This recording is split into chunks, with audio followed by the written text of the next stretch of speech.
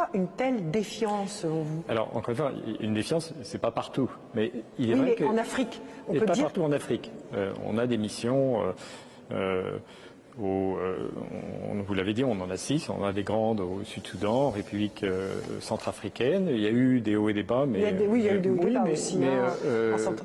bien sûr, mais je pense que les choses ont évolué de manière plutôt positive dans ce domaine. Mais les éléments qui alimentent cette défiance mais aussi en Sud-Soudan d'ailleurs, mais on évolue dans des contextes qui sont mouvants, avec parfois des relations plus difficiles avec les États hôtes, parfois des relations qui s'améliorent. Maintenant, on a aussi des cas où, je dirais, le maintien de la paix atteint un peu, parfois ses limites, les limites de ce qu'il peut faire. Et quand il y a, par exemple, une forte activité terroriste, une forte menace terroriste qui se traduit par l'activité de groupe, d'ailleurs nos soldats en particulier, dans notre opération au Mali, ont été nombreux à perdre la vie à cause des attaques.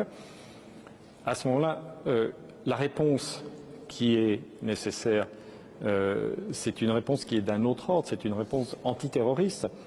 Nous avions soutenu le G5 Sahel. Nous avions plaidé, le secrétaire général des Nations Unies, Antonio Guterres, qui n'existe plus aujourd'hui. Oui, enfin, en tout cas, il est affaibli politiquement, c'est certain. Le secrétaire général des Nations Unies avait plaidé pour que la force du G5 Sahel bénéficie d'un mandat sous chapitre 7 et de financement prévisible, soutenable, sur la base des contributions obligatoires décidées par les États membres des Nations Unies. Ça ne s'est pas fait. Donc on a eu une force qui n'a pas été en mesure finalement de remplir son rôle.